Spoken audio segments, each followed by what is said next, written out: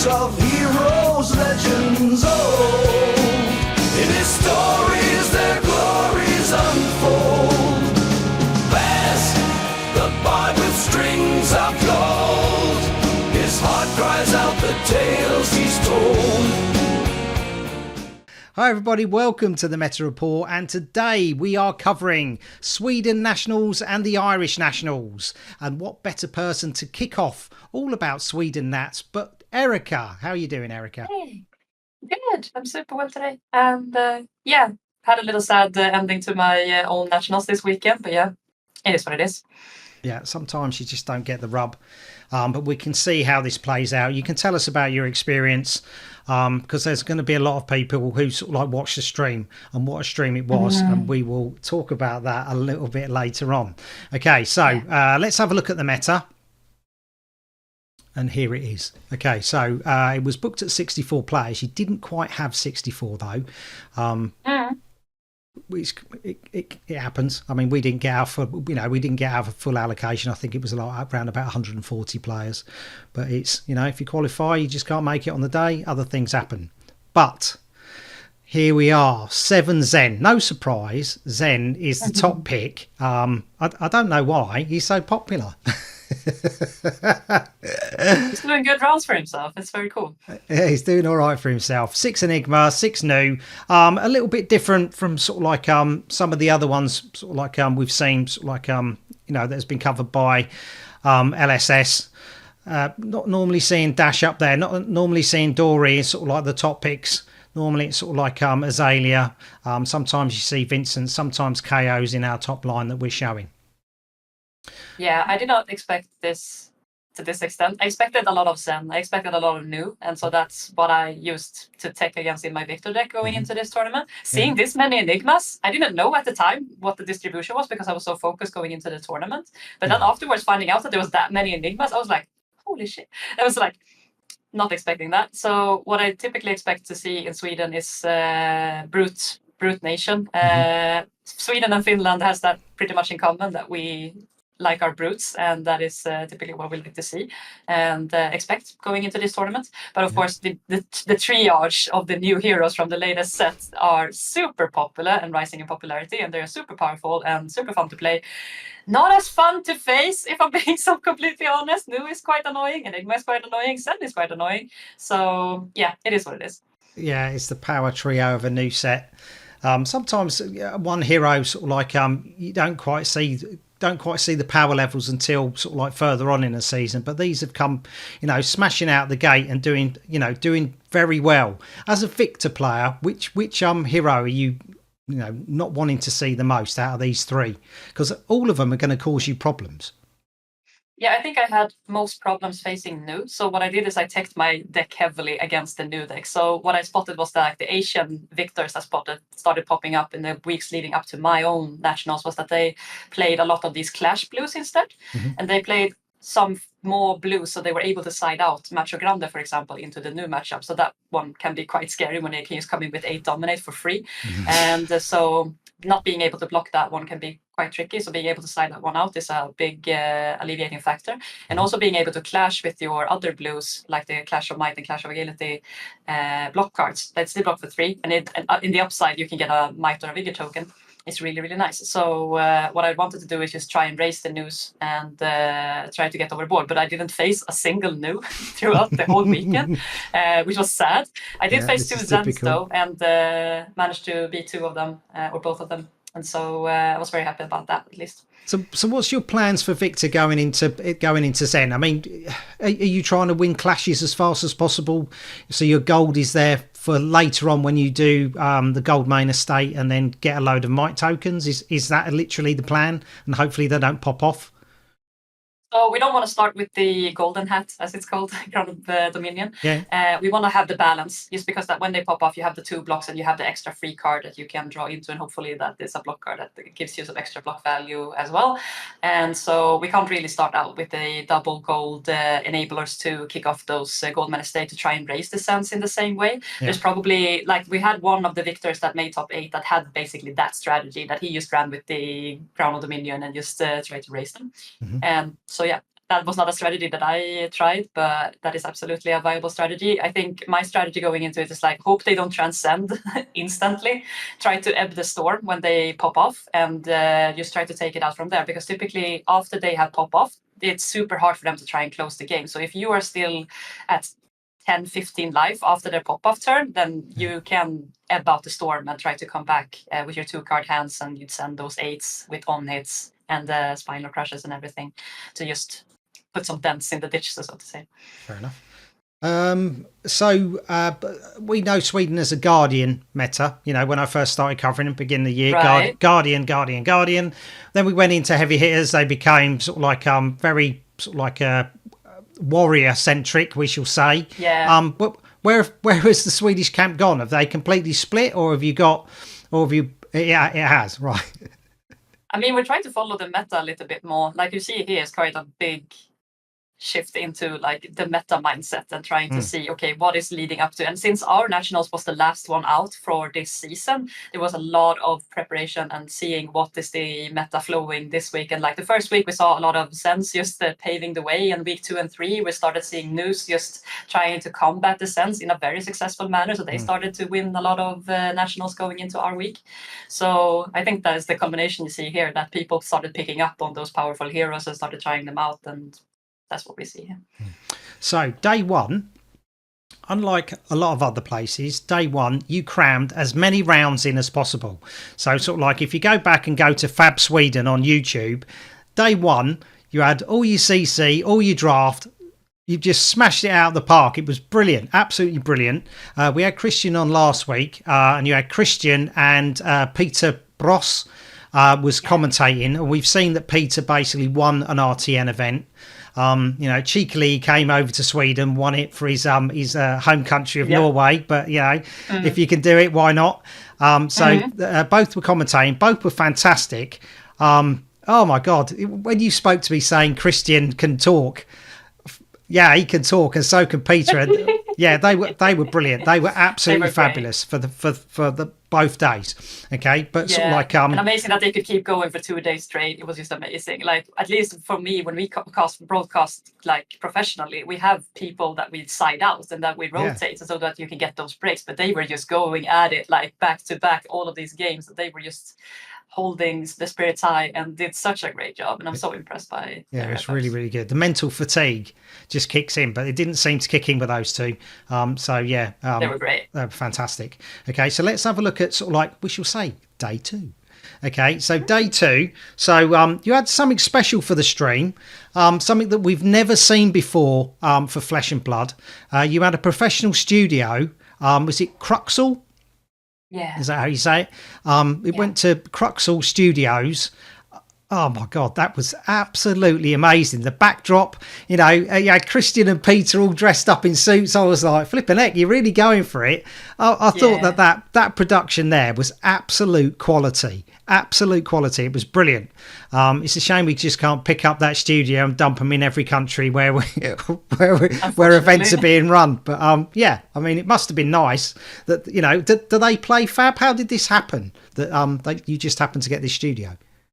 So back in the day when I did esports broadcasting, I got to know Ludwig, who runs the Cruxel studio, together with a couple of other friends who also now play Flesh and Blood. And so we have had this contact for a while, and I've worked a lot with Cruxel, Ludwig, back in the esport days, casting Swedish various esport games like StarCraft 2 and Heroes of the Storm and Hearthstone. And so I have worked quite a lot with Ludwig, who owns the studio, back in the day. And then the TO, Henrik, who was running the show basically at Dragon's Lair, he also has good contacts with Ludwig. And so Ludwig has this esports studio located in central Stockholm, and he runs various esports events where he provides his studio for various esports broadcasting stuff and various other streaming charity sessions and whatnot. And so he wanted to dip into a new scene, so to say. And Yeah. so what other great opportunity than the Swedish Nationals top 8. So we just dragged everybody into the studio. You can see some photos from my Twitter account from the back, like the green room, or what do you want to call it, where we sat in this beautiful sofas watching the games going on and just hearing the live broadcast as it went was really, really cool. And the results is what you see on that stream. It was absolutely amazing. It was brilliant. I thought that was absolute class. Thank you for bringing that. So if you haven't seen that, go back and check out Fab Sweden on YouTube and watch their day two. The games are amazing.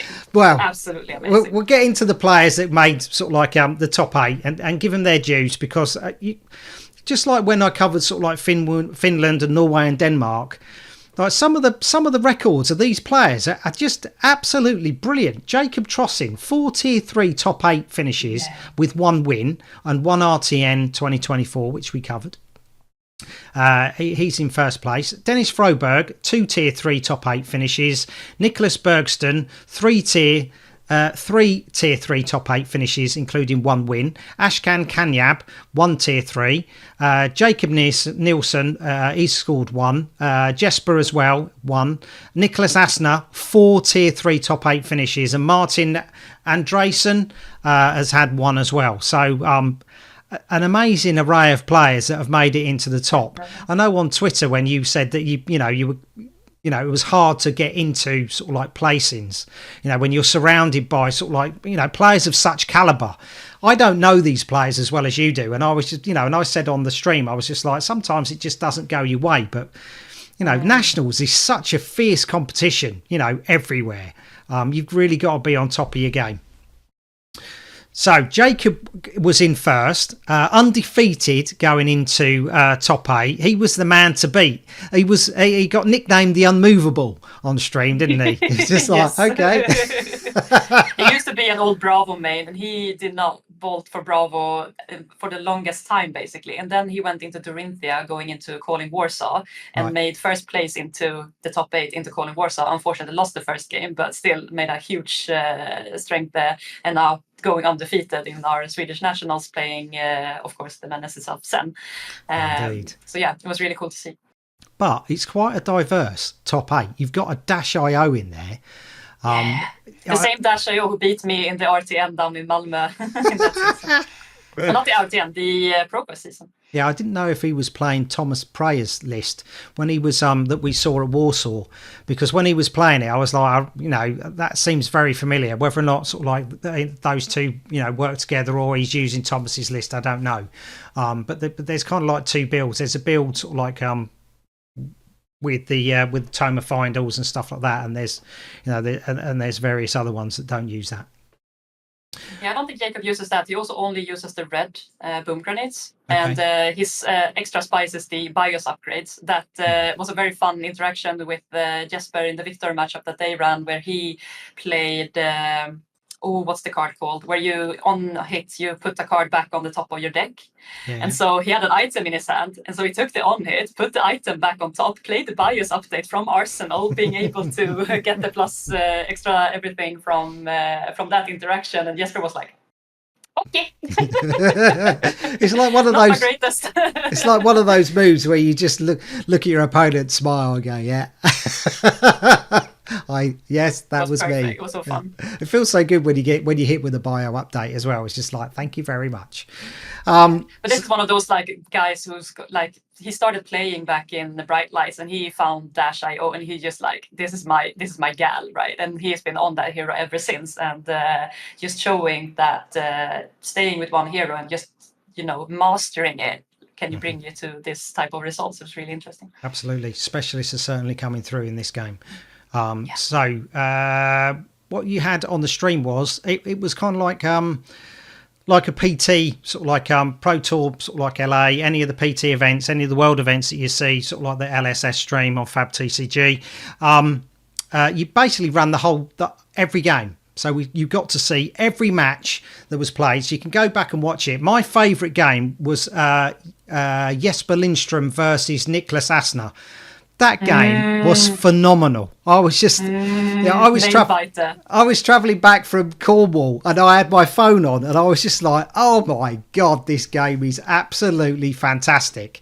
I was blown away. Jesper was, he held his nerve in that game. It was just, he played so well. So the final, Jacob, the unmovable versus Jesper.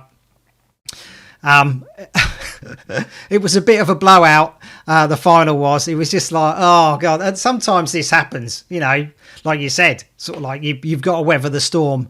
Jacob just popped off, sort of like Jesper tried to sort of like stem the tide with the gauntlets, the new gauntlets, to try and sort of like give him -1 against every other attack on the chain. But sort of like when Jacob was doing 2 Art of Wars into that, broke the chain just to make sure he did 2 extra damage. It was just like he kind of knew all the outs as Jesper was trying to stop him, and he was just like flipping heck. He was on fire, absolutely undefeated on the day. Jacob Trossin, what a champion for Sweden! Absolutely brilliant.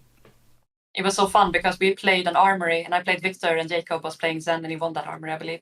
And we had an interaction where I came in with a spinal crush, feeling like, you have to block this spinal crush, and I can buy myself another turn, and you can't pop off, right? Mm-hmm. And he sat there thinking about it for a while, and then he just shoved all of his equipment in front of this spinal crush, got the Transcend card from his head, got his Crouching Tiger, and just pushed like 30 damage turn at me. And I was like, well, that was that spinal crush. And the same situation happened here. Jesper presented the spinal crush, and I told everyone in the green room, I'm like, Jacob is going to just push all his equipment on this spinal crush. And everyone was like, what do you mean? He's like 30 lives up or something. It's too early. It's like, no. This is practiced tech. He's just going to shove all his equipment. 2 seconds later, he shoves all his equipment in front of it. And then he just pops off with a 30+ damage turn. I'm like, yep, that's how you do it. Practice and done. Have you spoke to him since the ban's been revealed? That blues and yellows. We have an armory tomorrow, so we'll see tomorrow what he thinks is going to be the follow-up. He's going to Amsterdam for sure, so watch out for Jacob Trossing in Amsterdam if you're going there. Yeah, there's going to be a fair few people sort of like redoing their Zen list to try and get this humming along quite sweetly again. But that is the Swedish sort of like nationals. Jacob Trossin gets to fly the flag. If he goes to Osaka, where Worlds is, he's a very lucky man to hold his flag, his nation's flag aloft along the corridor, the processional, and people sort of like clap him. So fantastic. Well done, Jacob. Looking forward to that. Erika, I wish you all the best in your armory tomorrow, where you can maybe face Jacob again if he's going to be there. Thank you so much for coming on. Skirmish season is around the corner. We shall see you for the meta report there, more than likely. I can't wait. Thank you so much. Thank you. Okay, so we are going to go to the Irish Nationals now, and that's going to be with Dylan Thompson. All right.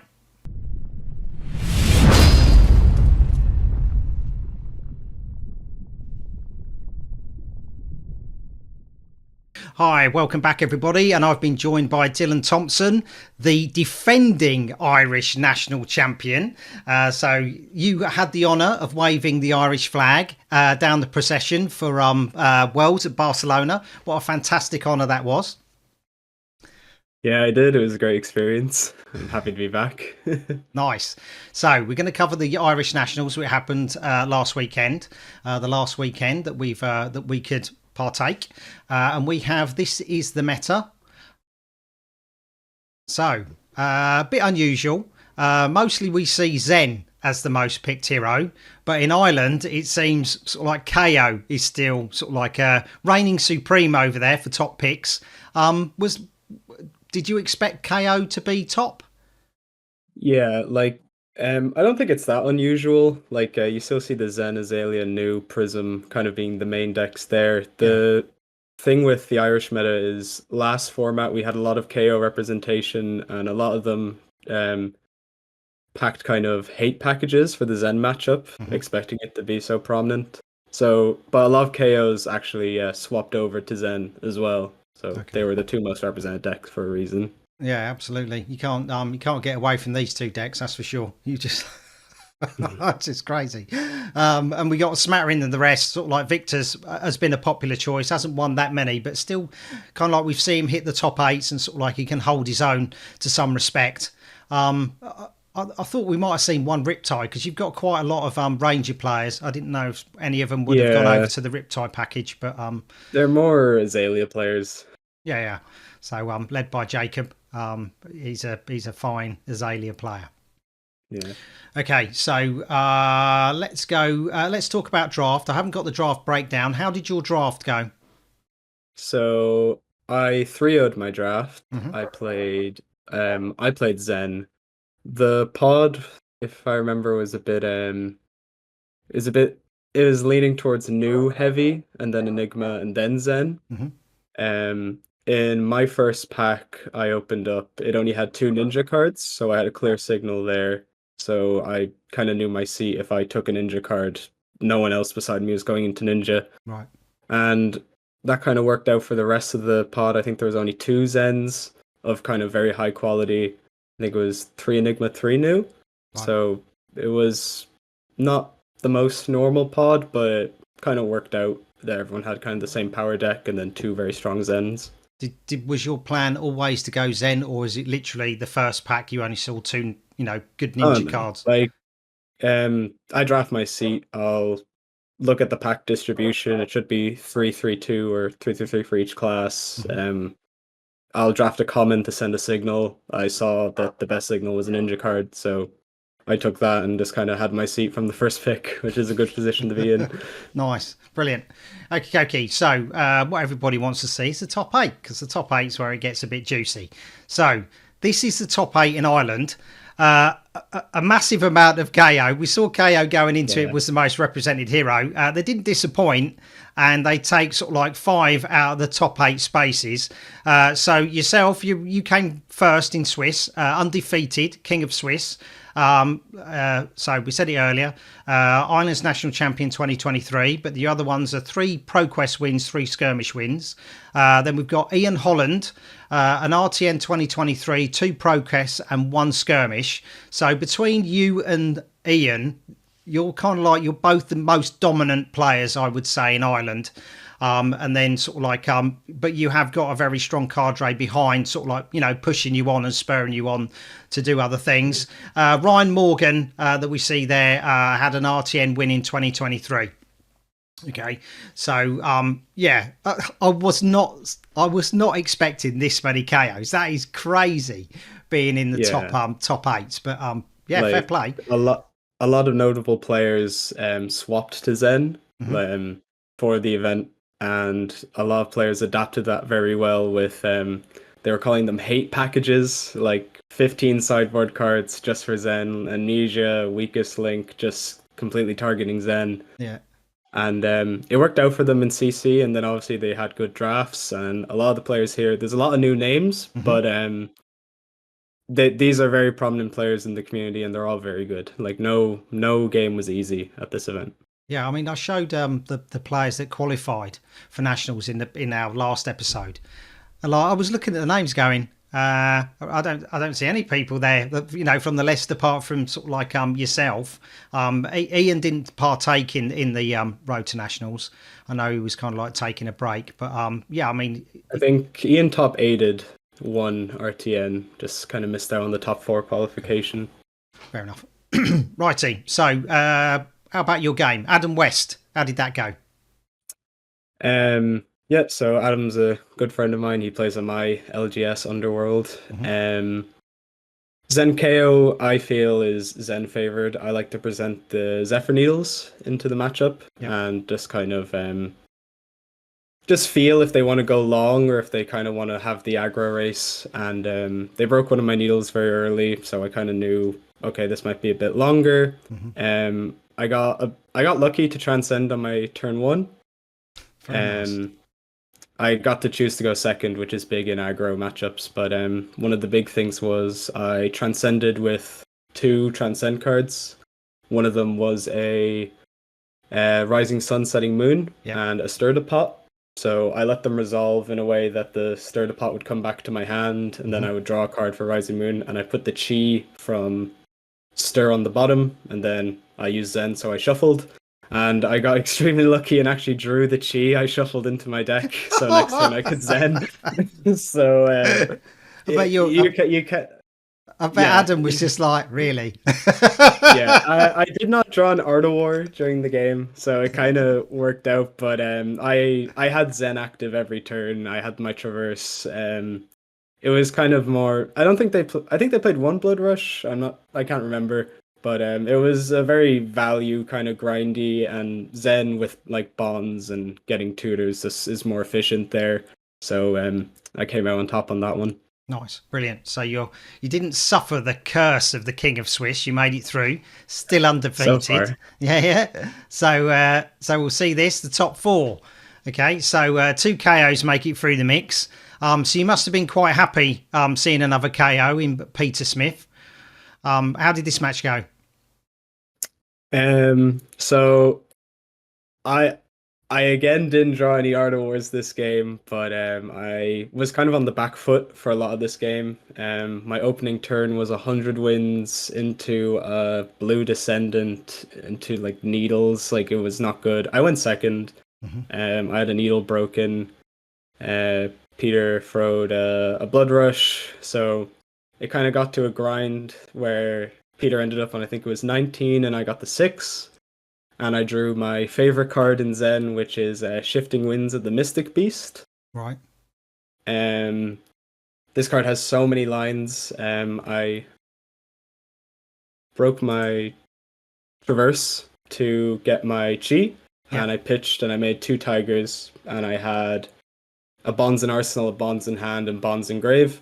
So I was able to do it was 3 bonds, and then I Zen'd, got a tiger, added 100 wins, and you can name 100 wins for the tigers. I played 200 wins for 6 afterwards, and it ended up just giving me tempo. He was blocking out every turn, and KO with no blocks in the deck just kind of can't do that. So I was very scared, and but I did come out on top in the end. Oh, it's brilliant. We saw the shifting winds earlier in a national stream, and they named, I think it was one of the Gust Wave cards, so they could just Yeah, you straight name away. Gust Wave with the tiger. You bonds, grab another bonds. You name Gust Wave with the next tiger. It's Disgusting. The Zens, the bans that came out really helped prevent those types of turns, but they're still there is the thing. Yeah, you're not going into a combo followed by a combo though with the bands coming out. Okay, so the other match was Ian Holland versus Brendan McManus. Ian Holland in second and Brendan in third. So sort of like a real sort of like cream of the crop sort of like match to get through. Let's see who made it through versus you. Okay, so you've got Brendan made it through against Ian. Sometimes that match can sort of like go either way. Depends if sort of like Azalea can brick or not. It can be quite tough. So still undefeated. Zen going into Azalea. Not a match you particularly want to see with all the on hits. And Red in the Ledger kind of like slowing you down. How did this one go? So in preparation for nationals, I was gonna play Azalea. I spent a lot of time on Azalea. Just people I was preparing with, like I test with Jake Warburton, a very famous Azalea player. I played a bunch of games of Azalea Zen into him. I felt like I was losing more than I expected, and it kind of just came down to if Azalea doesn't dominate and Zen just blocks out and waits for the combo turn, it's not that bad. I wasn't running Warmongers. I was running Shifting Winds. The reason for this is every other Zen is running Warmongers, so they'll present Long Drawn Half Glove, the new arms. The new one. So the play around is they give +4 to Around the Ledger, and it doesn't matter if it's dominated or not. It's gonna come in for 9 and stop your turn. But basically, he presented this, so I was already at an advantage there because you need to get 2 Warmongers off to make it efficient. But I just blocked out when I could. I went down to like 6. He was at 20. I played Shifting Winds. I had an Art of War. And Azalea has a bunch of 2 blocks. It looks like they're in a favorable position, but their health is actually... It's kind of like Kano combo range where it's like I'm at 20, so I'm basically at 5 kind of situation with how this deck is. And it worked out very well for me in the end. It did, And didn't yeah, it? so I won the final against Brendan, who is an amazing player. He actually started before me. He was one of the first players I met for the game. Um, him and our friend Dean, kind of like a I don't know, a trio. We talk about the game. Mhm. Kind of one of the people along with Ian and Dean who would have introduced me to the game, taught me the basics, and we were all very happy to see Brendan in this final because he this year has been very good for Brendan. He had a ProQuest top two, Okay. top eighting, top fouring, all the others RTNs, and just to see him get into this final, like Ian. A big shout out to Ian as well for his performance this year. Mhm. He was very disappointed with his performance last year, and to qualify for Worlds is such a big achievement. Yeah. Even Ian was happy for Brendan because he's a big member of the community. He was playing Azalea since before Outsiders. Azalea was his first hero. He's only played Azalea. Nice. He had a stint where he played Briar for a bit, but we don't bring that up. But yeah, just as much as I'm happy to have won the event, I'm happy for a lot of the people in the top eight because a lot of these people are very good friends of mine. Like Adam, Garvin are new players. Peter is a friend of mine. Dave's a friend of mine. Great meta call going with new into this meta. Yeah. Ryan as well with the northern representation. Just like everyone deserved to be in this top eight, and it was a really hard event. Like Nationals last year, I feel like there was a lot of new players, and the community was still coming to grips with the competitive scene and playing just like turn cycles and what is the best deck and how do I make a meta call and like especially all the deck. Like I just played the best deck because I chickened out playing Azalea. Like if I'm being honest, like the seven people else in the top eight made amazing meta calls with their hate packages for Zen. Brendan, I've seen Brendan's list. It's very teched for Zen and KO, and then Okay. New is a great call for this meta. And yeah, I just want to say congratulations to everyone who made this top eight. And the vibe this year was amazing, and I'm very happy to have won such a difficult bracket. It was very hard. I mean, no nationals is easy to win, and you know you deserve all the praise. There's not many people that can say they're back-to-back national champions. It's a fantastic achievement that you've done. Well done, absolutely, really, really good. But sort of like the last year, sort of like it really opened up to you. You went to more events. You joined sort of like more practice groups outside of Ireland. Sort of like you mentioned Jake. He made it into Yeah. the top eight for UK nationals on Zen. Obviously, his play partners are Rob Catton, Lila Yeah. Green, James Thorgood, Matt Duggan. Sort of like you got fantastic sort of like yeah, a wider play group to test with and bounce ideas off. Yeah, I'm very thankful for Rob, Jake, Liam Holden in that group as well. Everyone in that group, they really introduced me to the international side of Fab, and I prepared for nationals last year mostly with Rob. We were playing Lexi Mirrors, great guy. This year, me and Jake did a lot of prep together. After he top eighted his nats, obviously mine was the next week, so I just kept messaging him. I test. I don't. I know there's like the whole team thing going on with Fab, and Rob Can's group is Team B Little. Yeah. Based on Rob's height is how we got that name. Apparently, But, they decided it on the day of UK nationals. So I was like, what's the team name? Well, Team Sigil, Team Toxic is what we say. Yeah. B Little. But as well, I test like I have a lot of friends in the international community. Like Matt McGuinness is another one who kind of started the Zen kind of train. Like Jake would have been more the Tiger route, while Matt was on this Bonds list, and me and him are good friends from we met in Lille, so I will talk to him about it, and just testing for partners, friends that I played the game with. Sam Sutherland is another big name. Dennis Sang, and another big shout out, especially for the list that I ended up on, was a kind of a version of Zach Gardner. I hope that's his second name, Zachary, the Australian national champion. Okay. After he won, I met him at Worlds as well. He was a fantastic Dromai player. So when I saw he was on Zen and not Enigma, I was like, this deck has to be good if the Prism one trick, the Illusionist one trick is on it. So no, I messaged him and I was like, how come there's no Command and Conquer? And he was like, oh, it just slows down the game. It doesn't do anything proactive damage wise, and the curve is bad. And I was like, yeah, no, that makes perfect sense. The deck is honestly just like his list with 5 cards changed, a different Kano plan, and yeah, just Rob, Jake, Zach, Matt, just all these people. I really think the most important part about the Flesh and Blood community is the Flesh and Blood part of meeting people, and you can't. It's not that you need a team to succeed, but you need people to bounce off and ideas. Like I didn't play a lot of games preparing for this, but I was constantly talking about the game, and that's kind of how I'm best preparing, and I think is very important. Yeah, well, people prepare in different ways. It certainly worked for you, that's for sure. Big shout out to Ian Holland.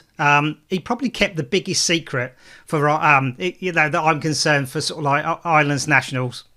I spoke to him round about Worlds Barcelona. I said I want to do some dice. I want to do some dice for you for Ireland. I'm going to do it for the next 3 years. Don't tell anybody. Yeah. So So I posted it over to him. Customs kind of screwed me a little bit, but I got it to him. He said he was the courier. At the armory yesterday. But even Underworlds kept the secret as well. So I'm so glad that it was kind of like a surprise. It was just like everyone competing got a Baz dice, and there'll be another 2. Sort of like obviously you're going to get a white one next year and an orange one the year after. So we'll complete the flag. And thank you so much for supporting me. It's been a pleasure following you guys this year. And last year, and more to come. Okay, so is there anything that you want to say before we wrap up? Thanks to obviously those for testing with me, but the Irish community as a whole, it's a team effort. It's a smaller nationals, but I know we could have went over. We got 31 players. One didn't come down because he had COVID. I feel like we could have got to around 48, and the community is only growing. So hopefully we can raise the cap next year. Everyone puts in a big effort. I want to say thank you to the judges as well. We had 2 judges fly in, Alex and Guillaume, from Spain and Belgium to judge. And these are people we see at callings, very big judges in the community. Big thanks to Brian as well, a local judge, and thanks to you, Baz, for giving us this platform. As I said, everyone looks at a top 8 or a top 4 and goes especially new players, and they go, oh, I'm gonna be on Baz the Bard. And it's kind of you sometimes you only cover the top 4, and then the top 8 games are really intense because you'll be going in, it's oh, Baz the Bard only covers the top 4. I gotta get into the top 4. It's nice to know the top 8. It's nice to know that I'm spurring players on. They're certainly performing better than what I do at Fab anyway.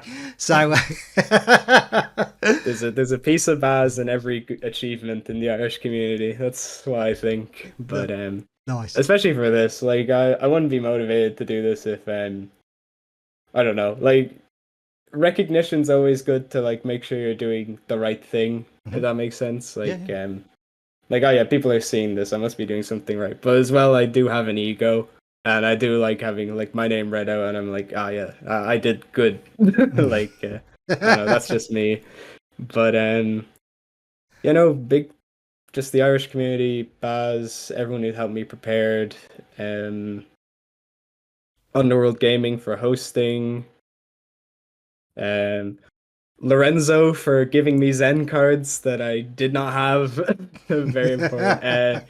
And Jamie and Dean as well for giving me Zen cards. Jamie lent me his Marvel Zen for good luck because he was playing Dash. So nice. Yeah, it was a good luck charm, so I attribute this one entirely to Jamie McCabe. I'm excited for the next year. I'm Not sure if I'm going to Worlds. Okay. I actually just got back from Japan, so hope that I can go again. So Osaka might be a little bit too soon. But it would have been nice. Would be nice to raise the flag and do the procession again. That's for sure. Oh, it's a great feeling. But like, if I can't go, like, let Ian hold it up. I know he's going. I know that'd be a great moment for him. Like, Fantastic. yeah. Brilliant. Okay. Thank you, Dylan, for coming on. Erika, for covering Sweden. Ian Holland and Schrader for providing all the results from sort of like Sweden nationals and sort of like the Irish nationals. My patrons, Andrew Rayner, Bolful, Mike Kerslake, Callum Dorling, Darren Burdock-Latter and Ross Hewitt. Thank you so much. Thank you so much for supporting me. I've got a couple of levels now, but you get 10% off by the same tokens. You can see them on the streams I do, especially on Tabletop 24 when me and Alan cover the bigger events. You'll see those tokens. Thistle Tavern, where you can get your singles. PCG UK, where you can get your grading, where every 3 months you'll get a voucher, depending on the level that you subscribe to me as a patron. So sort of like the £5 level will get you a £15 voucher, and then you can get you get that discount off your grading. And if you want some coaching, it's also 10% discount off of coaching from Shahmir Samee. He came top 8 at Pro Tour Lille and top 16 at Pro Tour Baltimore. So fantastic player. He did very well in the UK Nationals as well. Coming up is next month is going to be the coverage of Skirmish. So that's going to be Living Legend format for some and Blitz for others. So look out for those. We'll see how sort of like those formats are all shaking up. Until then, take care. Bye-bye. Guys.